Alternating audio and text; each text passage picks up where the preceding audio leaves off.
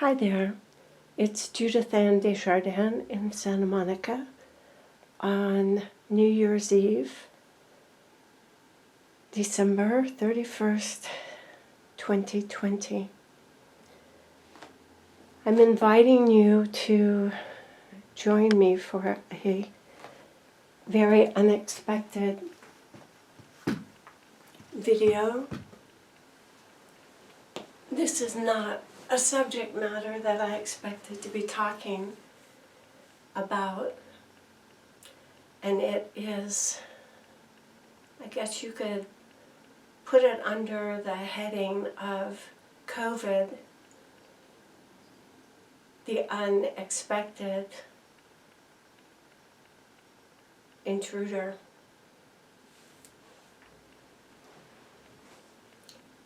For the last 3 years, starting back in 2019, I started making videos about COVID and its effect on people around the world.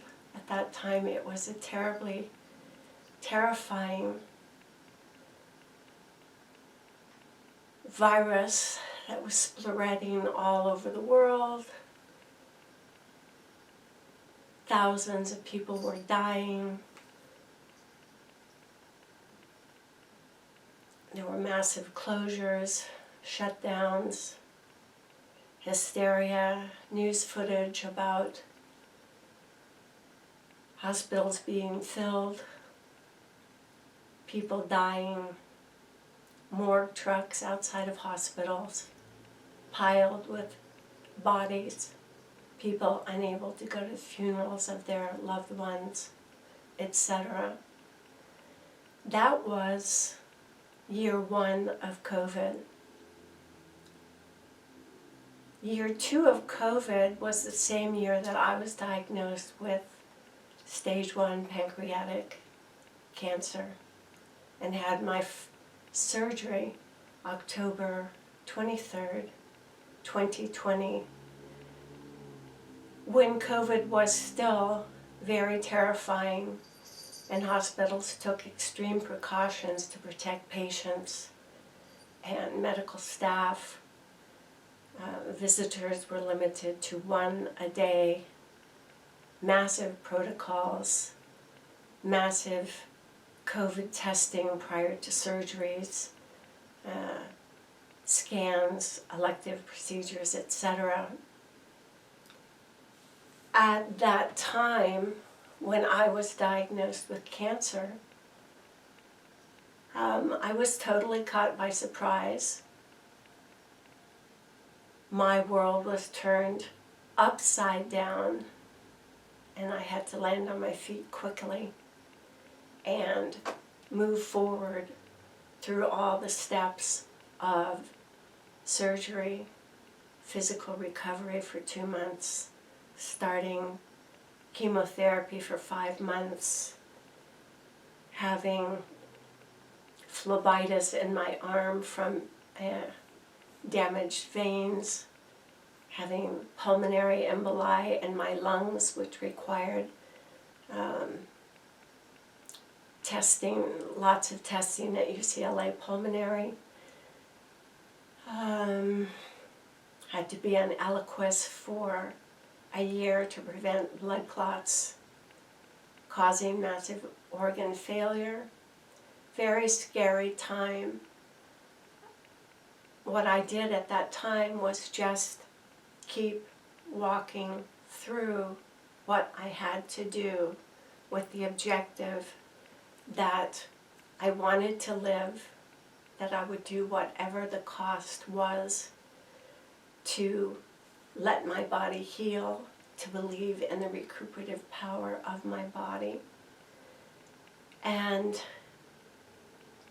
I was very vigilant about COVID precautions for those first 2 years, always wearing a mask outside, never going to public events,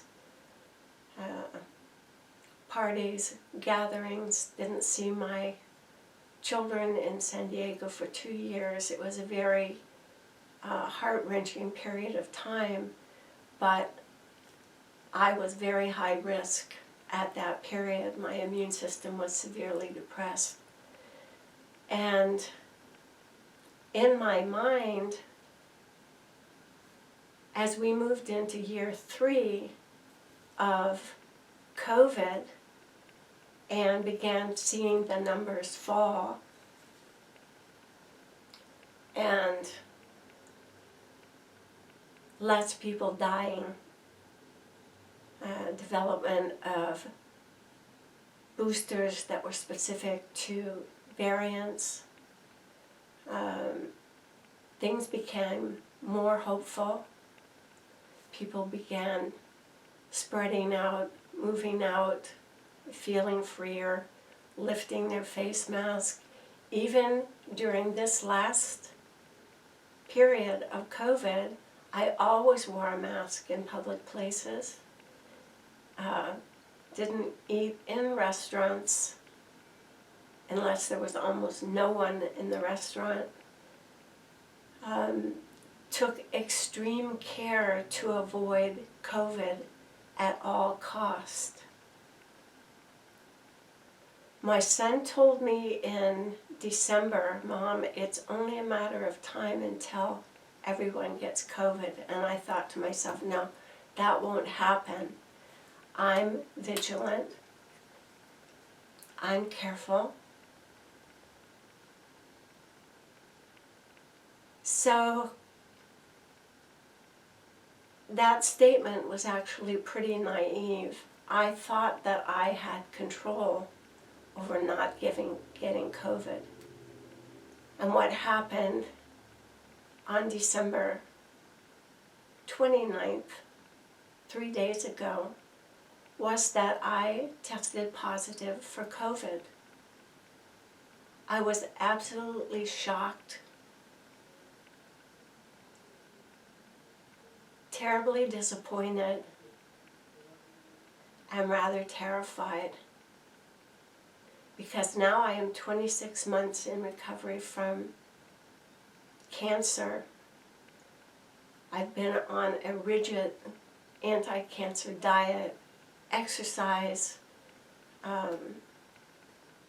good mental health, good family connections. I've done everything that I could, and yet, out of the blue, it seems, I got COVID. A family member infected another family member who infected me. I was also kind of angry that I wasn't able to prevent it. And I really found that I couldn't talk for the first 2 days. My mind was sort of confused and very distraught. The initial symptoms that I had were extremely sore throat, watery eyes, congested nasal passages. It almost felt like I was having hay fever symptoms. I used my home temp, which showed I had a steady 96.5 temperature. I used an oximeter to track my oxygen level, which stayed 70, 97 and up, steady rate. So the initial symptoms, although very disquieting and disruptive, the next day my throat was less sore, my nose was open more, and I started having this watery discharge that looked very much like hay fever discharge. But then I could barely talk. I developed this very scratchy voice. And I noticed when I would look at myself in a mirror that I was very pale. I didn't have anything beyond these mild symptoms. I didn't have shortness of breath, rash, fever, body aches, chills, low oxygen level, or whatever. By the third day, I called my UCLA doctor, who was not available. I was referred to urgent care, and it was arranged for me to have a telehealth session. When I had the session, I told the symptoms, the progression of my symptoms. I reminded the doctor that I was 26 months in cancer recovery.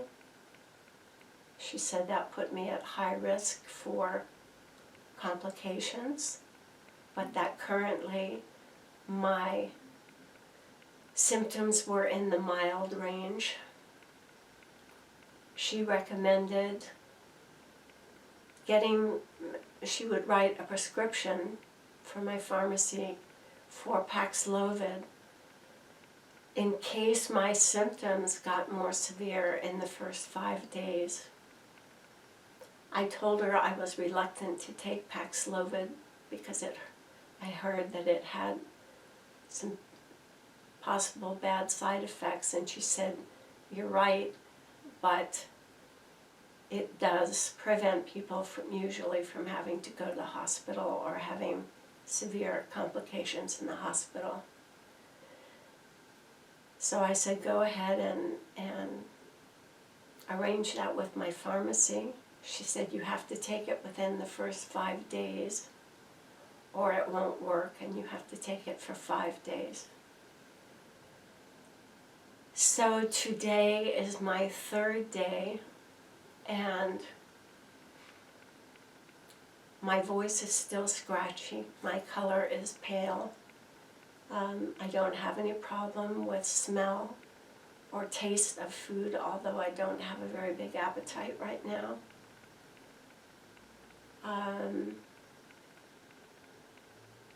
I do some self-care things around the house, but by and large I'm doing a lot of resting, reading, praying.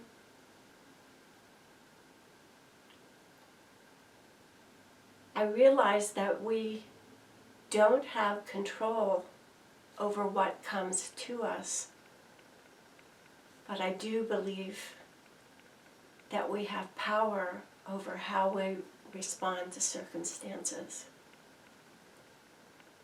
I am choosing to have a 10-day quarantine for myself, to not be around any other people.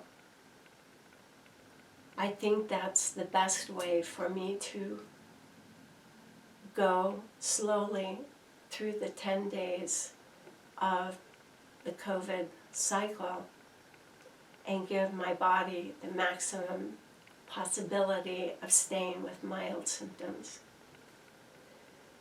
And I described that to the doctor, and she said she thought that was a very good idea. So the purpose of this video is just to remind people around the world that even though COVID is not as severe as it used to be, it is still out there. It can invisibly slip into your life at the most unopportune time and catch you by total surprise. I personally do not want to have complications from COVID. I want to do everything possible to regain a clear body. I am grateful to God that I only have mild symptoms. So in sharing this message on New Year's Eve, I know there are thousands of people. They're going to go out and celebrate. I caution you to wear masks in crowds. I caution you that if you're invited to parties, that you make some inquiries with the people you're going to gather with. Have they tested for COVID? Are they showing any signs of illness? I hear my little Hopi boy. Do you want to come join Mama? Come, baby. It's okay. Yeah. Come up with Mommy. Come up with Mommy. This little boy, Hopi, has always been my nurse, who seeks me out in the house when he thinks anything is wrong with me and tries to pep me up and take care of me. If you make inquiries about parties you're going to attend and you hear that someone is sick, that they have flu-like symptoms, which can present very much like first stage COVID, I would really do some hard thinking about whether you're going to attend that party.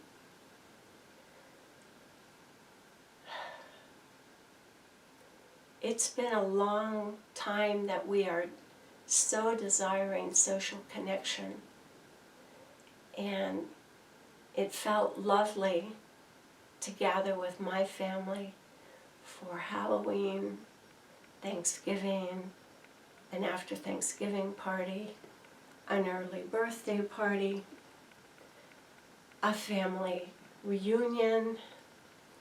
It felt wonderful. But going to a party where you may encounter COVID,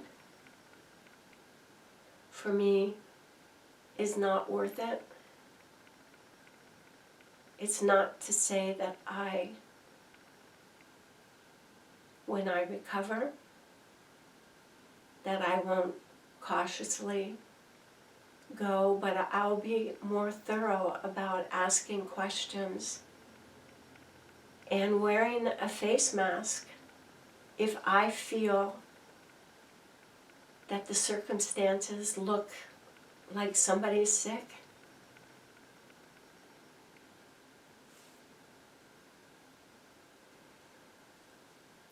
When I watch the news and see all the thousands of people that have been stuck in airports or in snow and ice-bound situations, who have been clumped together in airports for days, sleeping on floors, I don't see many people wearing masks, and that just makes me shudder about the danger of contacting COVID. Some people will have mild symptoms. Other people will have moderate to severe. We can't control every single minute, every single situation in our lives. We need a balance between being social and being safe.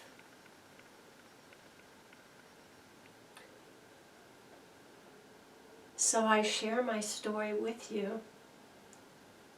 This is not the message I wanted to give on New Year's. It makes me sad. It reminds me that we're all vulnerable to COVID. I send my love and prayers to anyone who has just been diagnosed with COVID. Please take care of yourself. Take all precautions to minimize your symptoms and have a good period of recovery before you are around other people for anyone around the world who is dealing with far more severe things, like the nightmare war in Ukraine, people who are losing people they love for any reason in the world. Life is brutal, but it is worth living for. I believe we can recover.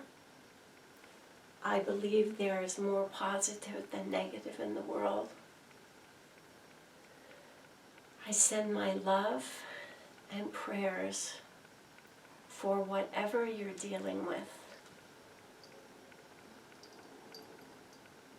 that you will go through it peacefully and strongly, that you will recover. I love you. I thank you for listening. If I can save one life from COVID exposure or long-term effects of COVID, then Hopi and I are happy. We send you love and blessings and hopes for the very best in 2023, which happens tomorrow. Thank you so much. Now Hopi is really comfortable, and I'm going to have to scoot off here and close the camera. Okay, you be the focus for Mama.